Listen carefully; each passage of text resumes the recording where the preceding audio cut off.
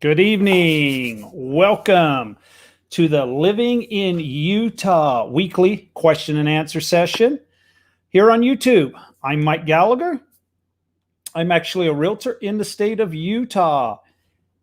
And on every Thursday evening, I hold this live question and answer session. You're welcome to ask any kind of questions you would like, whether it be real estate, state of Utah, you name it. I will do my very best to answer your questions. So just shoot your questions up on the screen and I will get to them. And I'm also going to talk tonight about the hot housing market. There's some articles that have been produced recently that I just pulled up about the hot housing market, and pretty much nationwide. It's not just Utah. It's not just the state of Utah. So as far as how Utah is doing this week, it's been a great week. Some beautiful temperatures all week. And actually today it was, I believe, 95 degrees. We're having a heat wave come through. We're expecting Friday and Saturday also 95 degree weather. So we're in a little bit of a heat wave here in northern Utah, and southern Utah is even hotter. They're expected to hit about 105 or maybe a little bit more on the weather chart. So that's the major, or some of the things that are going on in the state of Utah. The state of Utah is all pumped up because the Utah Jazz have advanced to the second round of the NBA playoffs. They will be playing either the Dallas Mavericks or the LA Clippers on the next round. So far, Dallas is leading the series, so we'll see. Not too sure, actually, if the Clipper game and the Dallas Maverick game is this evening. I'm not too sure. Not too sure on when they are playing. So, state of Utah, we are in a very big hot housing market. It's this way all over the country. So there was a recent article in the USA Today that was talking about some of the hottest areas in the country. As I lose the piece of paper. And so some of the cities or areas that they talked about was the Ogden to Clearfield area, which is in northern Utah, is in the top 10 for rising home prices. Also is Boise, Idaho, Stockton, California, and Spokane, Washington. They had a statistic in here. I love statistics about Boise. And I was really taken back when I read it. So the median home price since 2017, just 4 years ago, has risen 72%. 72% increase in Boise over the last 4 years. That is just crazy, crazy, crazy, crazy. So, yeah, I didn't realize it had. I know that Idaho is doing very, very well. It's a major attraction. California companies and people from California are going to the Boise, Idaho area. So, and Twin Fall area. So very, very, very popular. Very popular. So there's another article that came out as to why the housing market is so much demand and why it's just so busy. And their explanation was that the mortgage rates sit near historic lows. And also there are millions of millennials. They're entering their early 30s, the typical age for first-time home buyers. So they are entering the market to purchase a home. And the pandemic has spurred some new demand. Some buyers want more space to work from home, while others are willing to move further from their office. And I'm seeing that myself. More and more people working from home. They want to turn a bedroom into an office, or maybe a basement into an office to have their own private area to work from home in. They say that many workers who kept their jobs in 2020 were able to save up for down payments due to stimulus checks forbearance on student loan payments, and less spending on travel and entertainment. And I didn't think about that. I knew about the stimulus payments, but it didn't cross my mind that, as consumers, we spend a lot of money on travel and entertainment, and we were kind of restricted last year. So that does make some sense. At the same time, supply has never been tighter. New home construction plummeted during 07 to 09 recession. And I talked about that a few weeks ago. I think we need to build somewhere about 1.5 million homes a year to keep up with demand. And when the recession hit, that was cut in about half. Literally, new home construction, about half. And it did not recover. Even areas like 2004, 2005, we may have been producing maybe 1 million homes. But that backlog year after year after year of new home starts, really, it's taken its toll. And the other people, some other groups are moving into the market to purchase homes. So we've got the new construction.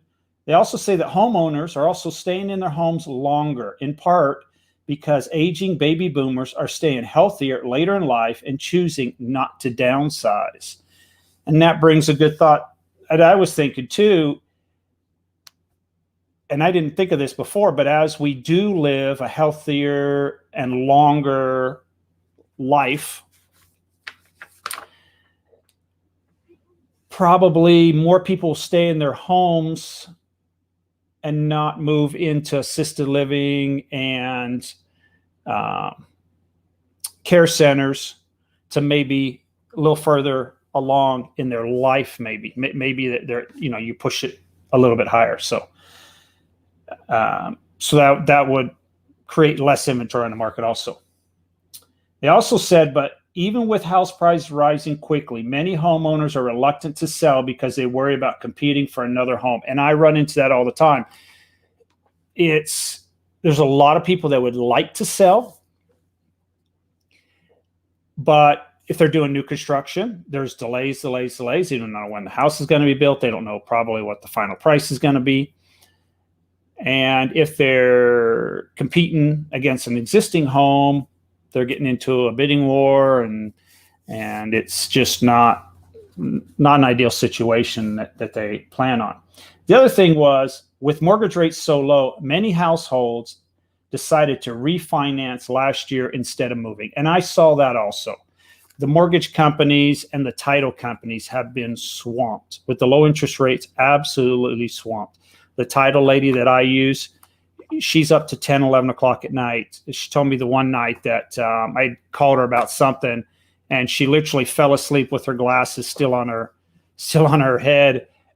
She was just worn out from all the business that they have received with the low interest rates. So, and that's all spurring this demand for housing. All of it combined. And a lot of people ask, when will it get better?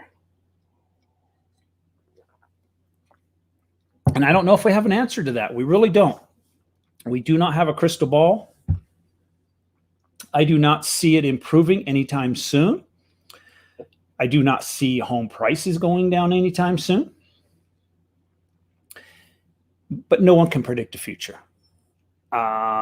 Nobody predicted the coronavirus. Nobody predicted 9/11. Nobody predicted some of the other events that have happened in history. So when is that next event going to occur? And will that knock the housing market? Are we going to have another, was it 1988 or 1986 when we had the huge stock market crash? We also had it with the dot-coms back in the 90s.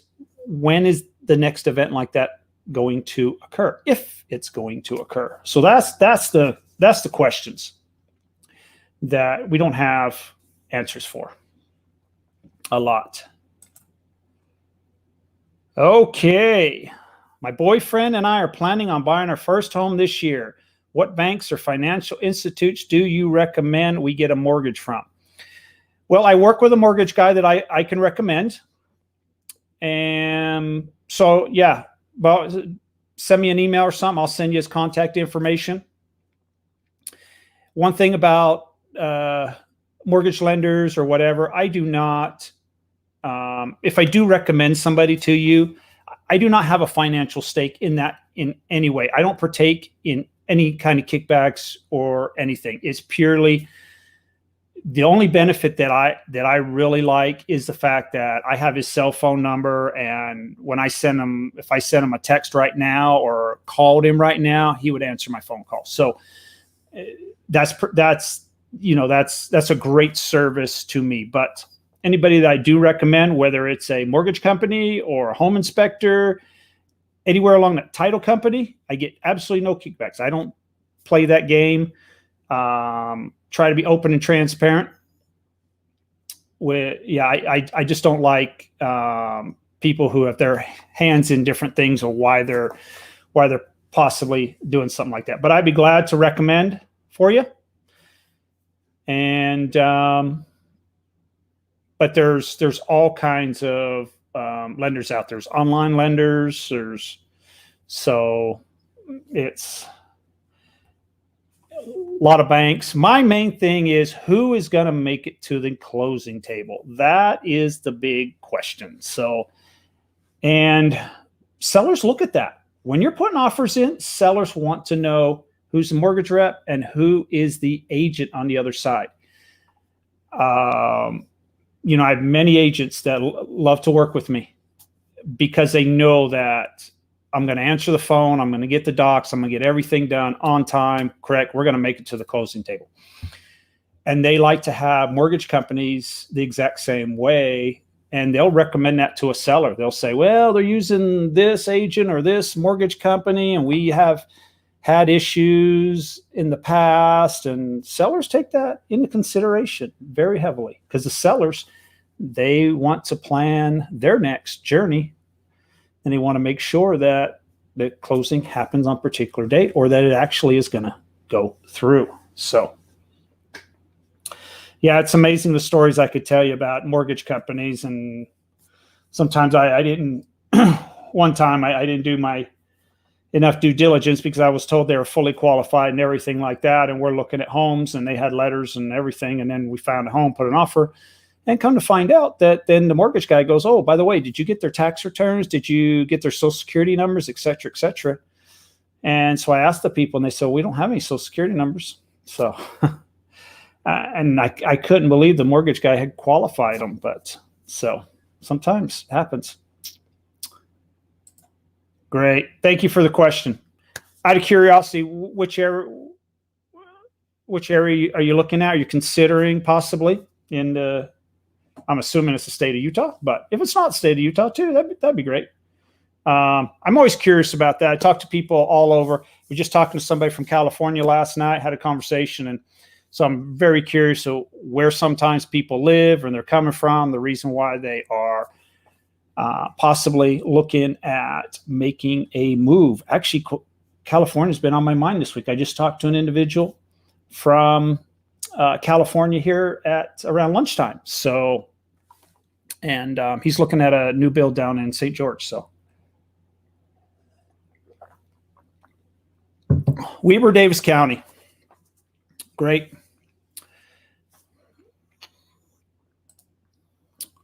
We're renting in Ogden right now. We moved a year ago from California. Okay. Go. Cool. I think Weber, Davis County, great areas of the state, by all means. And you're probably familiar with that if you've been here for a year now. So can't go wrong. Can't really go wrong. So you have a lot of options if you are living in Ogden at the current moment. If you're working in Ogden, I should say. There's no saying. But if you're working in the Ogden area, apart from Weber, Davis County, you can also look a little further north at like Willard, Perry, Brigham City, some of those areas up there, which would be, with Davis County, commute to the Ogden area or the Brigham City is about the same. So it kind of can open up some areas, which to me is always great. It's always great because maybe you'll find a home that it's all about checking the right boxes, whatever's on your dream list. And sometimes, if you just all of a sudden see one in maybe Willard or Perry that checks all the boxes, then ching, benefit. So that's the way I look at it. Great. Well, I will say one thing about buying now, as we were talking about the pricing and everything like that. Interest rates are historically low. And if interest rates do go up, or when interest rates go up, and I couldn't tell you when that's going to happen. We may never see this low of a rate again. Historically low averages. And just to shed some light on that, but my dad purchased a home in 1988. The interest rates were 12%. He remembers the interest rates in around 1982 at 18%. I've heard from people that the interest rates back in that time frame was as high as 21.5% on a home loan. Let that sink in for a little. And me personally, when I bought my first home in the 90s, I was at 9%, which I thought was a reasonable rate. My dad bought an 88 at 12%, and I was at 9%. Well, we refinanced, I don't remember when it was, probably in the mid 2000s, 2005, 2006, somewhere around there probably. I actually refinanced a couple of times. I refinanced to 7%. I refinanced down to 5%, and I thought I was robbing the bank. I literally was grabbing them papers when they had signed them, and I was running out the door because I thought I just stole from the bank when I got a 5% mortgage rate. And today, 5%, people would not pay 5%. So that's how things have changed. So I've seen it go all the way. It's crazy.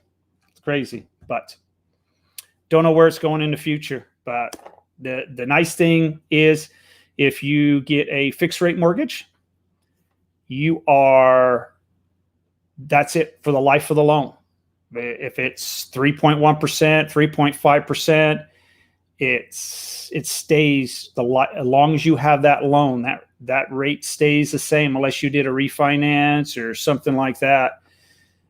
But if it went to 5, 7, 10% at some point, your payment will stay the same. So it's fascinating, and that's how investors a lot of times make great money. And that's right now, investors are in the market and they're paying the prices right now because they're only concerned with the interest rates.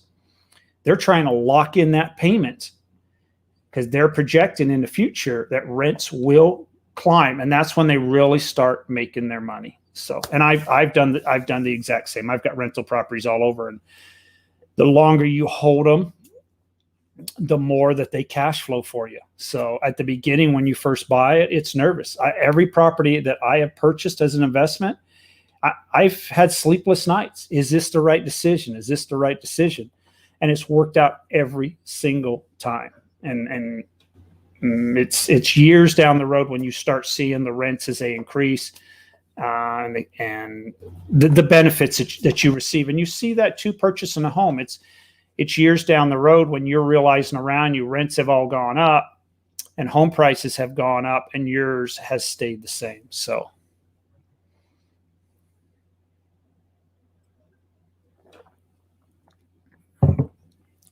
any more questions this evening that we can answer? Maybe everybody's out enjoying this nice weather in Utah. Since you came from California, would you like to comment on, you've been here a year, would you like to comment on the weather? It's probably one of the number one questions that I receive from people from California. They don't know if they can survive the Utah winters. So I'd love to have opinions from people who have lived in California and moved here. And, how have you handled having 4 seasons? especially if you came from an area like San Diego. So, but I do like to get people's perspective. So if you're still online with me, that would be great. But that's about what we have going on in Utah. We're still very low unemployment. Employment numbers are great in the state of Utah, projected to be in the future. Companies are still moving here, still expanding, still growing. The commercial development, everywhere I go, I see new commercial development in Utah. Everywhere I go. And some of the buildings, I'm not even sure who is in it or what is in the building, but they're just going up. Those, especially those, what they call those tilt buildings. So they actually pour the concrete on the ground, the walls, and then they get big cranes and they lift them up and they form a building. It's called a tilt building. It's fascinating to see that. I've driven by a few and I've actually watched them raise like a side of a building. I've stopped and watched for like 5 minutes. It's a neat piece of engineering.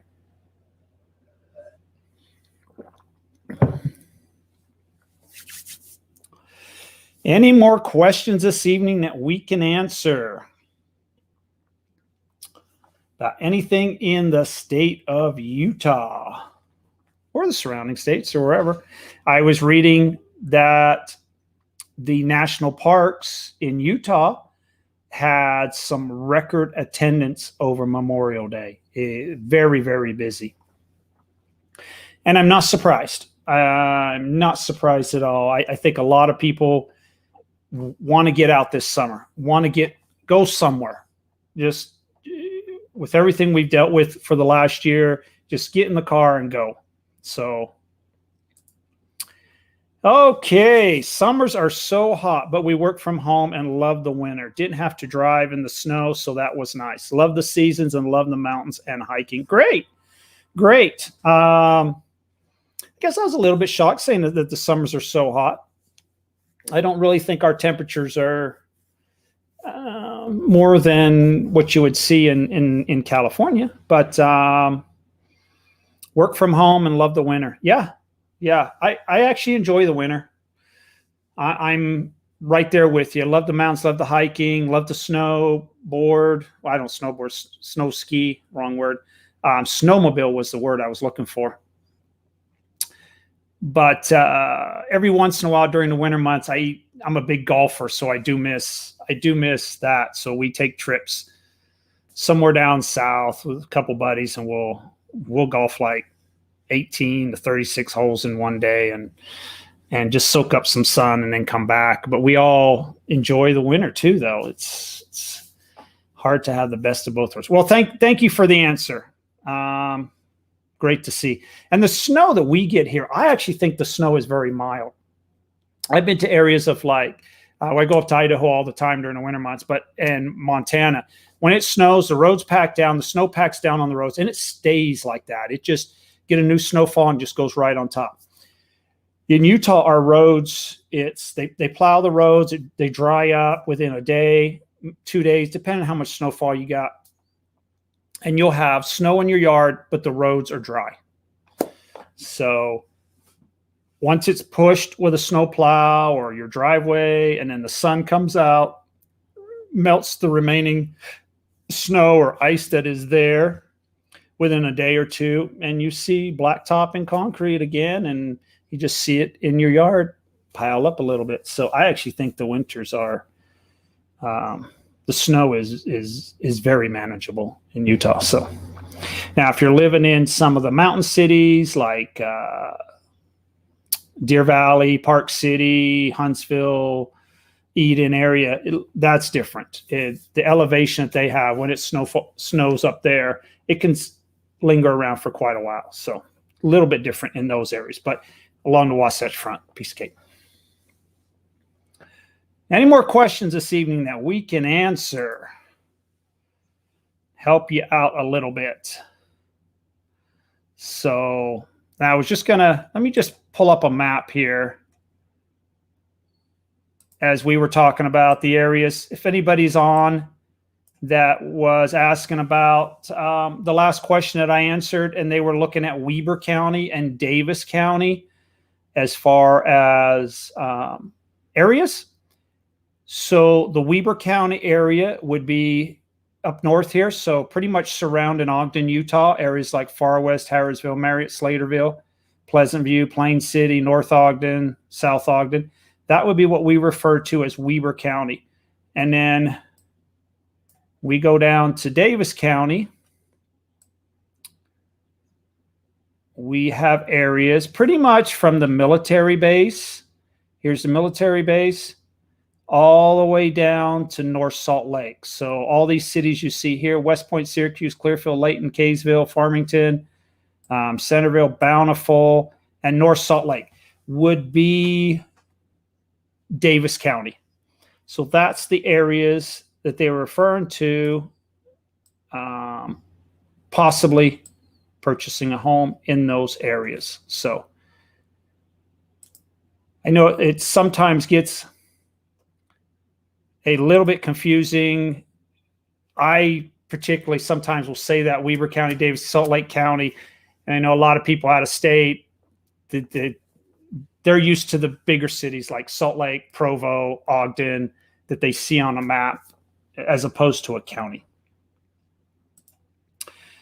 Okay, we are planning to buy a home but confused to go with new construction or existing properties.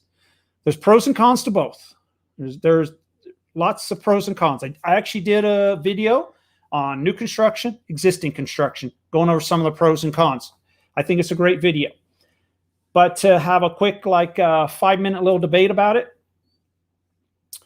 when you are new construction, well, on new construction, you have the option to choose your colors and choose your flooring and choose your plan and everything like that. Well, that's limited in this market. There's a lot of builders out there now that are building these homes, and they are saying they've chosen everything: the paint color, the flooring, the cabinets, everything throughout the home. They have already chosen, and you're buying it like that. There's no changes, and that's a lot of the builders right now, a lot of the larger builders. So that used to be the advantage over existing home. The existing home, you are getting more, I feel you are getting more equity than you are with new construction. If someone has finished the basement, someone has put the yard in, your sprinklers, your yard, your trees. On new construction, most new construction does not come with those items. If you're getting like a townhome, yes, it would come with the landscaping package. But a lot of times on new construction, the landscaping package on a new home is an extra cost. And that can easily cost you $20,000, $30,000, $40,000, $50,000, especially when you start adding in fencing. So on an existing home, if someone's got some nice fencing, they put in yards, they put in automatic sprinklers, et cetera, they've already paid those costs. And you are getting those costs with the purchase of the home. Same with a basement. Sometimes people will finish a basement, put bedrooms and laundry rooms and kitchens and bathrooms and etc.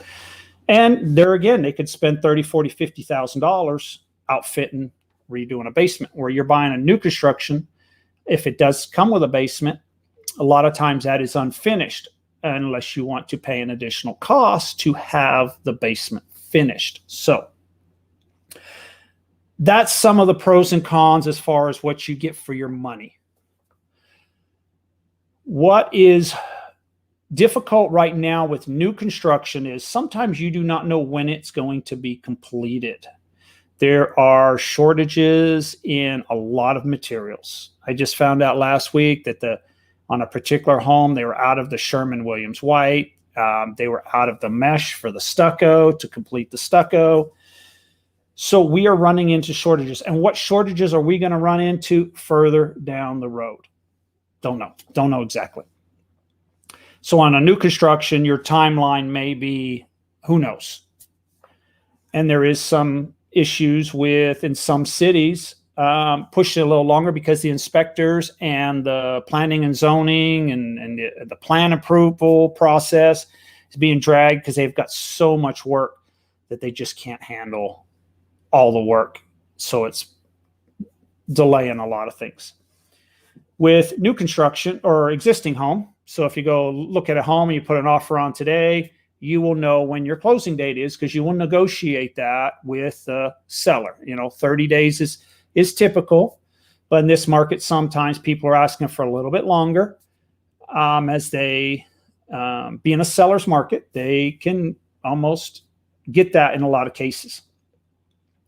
But you roughly would know when you could possibly be moving into that property. So that's kind of real quick. If you have a follow-up question, by all means, shoot it to me. Glad to expand on that a little bit more. I do have the video on there. Hello, Andy. I refuse to buy new construction. I like old things, not modern junk. And that is another thing that you do hear from some people. They feel that homes years ago were built better than what they are built today. And sometimes, that is true. I personally think that the old copper piping that we use in our water lines was better than the PEX that they use. Seemed like if the joints were soldered together very well, they would bond forever. They were durable, very, very durable, as opposed to the PEX fittings. I've seen them leak all the time. I've had them personally leak on me. So, yeah. And actually, my home is, I would say, 80% brick around it. And I only have some stucco on the back. I prefer brick. I just think it's such a durable product.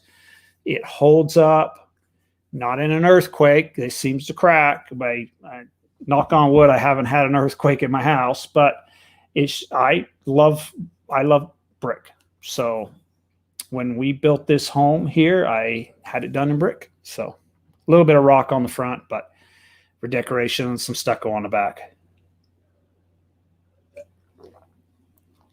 But yes, that does sometimes occur. Yeah, it's and new construction is having its challenges. I just had another phone call today with somebody about a builder that was looking at canceling contracts, and they were going to up the purchase price. So that man might be on here this evening, actually. We're running into that too, and it's happening. You're set for a $500,000 build, and you get moving along 4 months down the road. And I did a video on this also about builders canceling contracts, and it's happening. You get going along the road for 5 months down the road, and the builder says, look, we're upping the price, $25K, $50K. You can take the price increase, or we can cancel the contract. So it's, in my opinion, it's not the best way to do business. So that's another dilemma that we are having with new construction. So, but I think the biggest thing would be the cost savings you have with the landscaping and the basement. That's two big things. And some people, they underestimate what it costs to landscape and to finish basements. I hear it a lot. They're like, oh, put sprinklers in, a fence at $10,000. There's sometimes the fencing will cost you $10,000 when you start getting gates for cars to come through and stuff like that, the vinyl fencing. So what about townhomes versus single homes? So it's a matter of preference.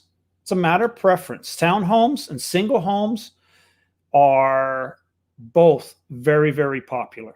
Very popular. And the townhome is attracting buyers that I typically did not see in the past. I'm seeing more retired people opting for townhomes now. They like the no maintenance. Someone does their snow removal, someone does their yard work. And I talk to a lot of retirees that are in townhomes, and they basically tell me that their lifestyle right now is busier than when they worked. They've got kids and grandkids and friends and hobbies and vacations, and they're just going. They're working a 12-hour day. So they love the idea of the maintenance on the townhome. It's no snow removal, no yard work, and they like the convenience. Their life is so busy.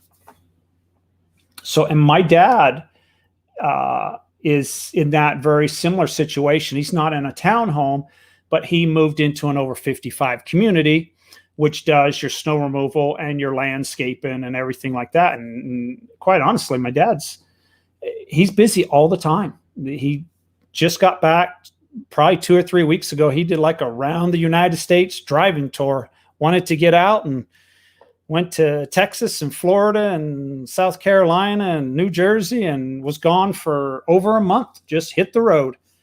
So yeah, very busy lifestyle. So that during that time he was gone, he didn't have time to mow the grass and take care of everything. So yeah, it's convenience. So yeah, townhomes and single family homes are both very popular. And I think that's going to continue. I don't think that there's going to be less of a demand for a townhome. Now, homes will always attract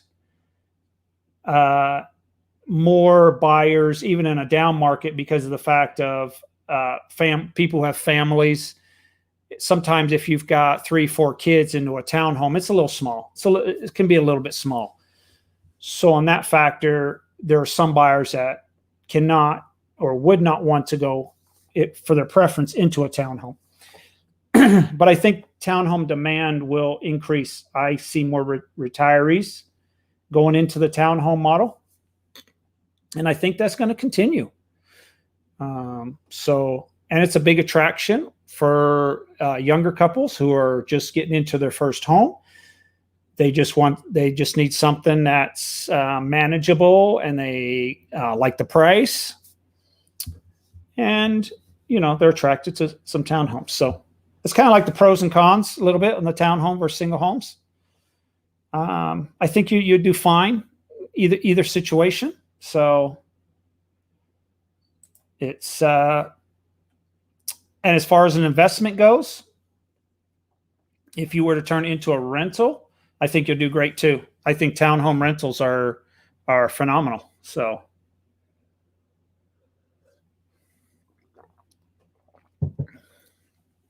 okay, any more questions this evening? Some great questions this evening.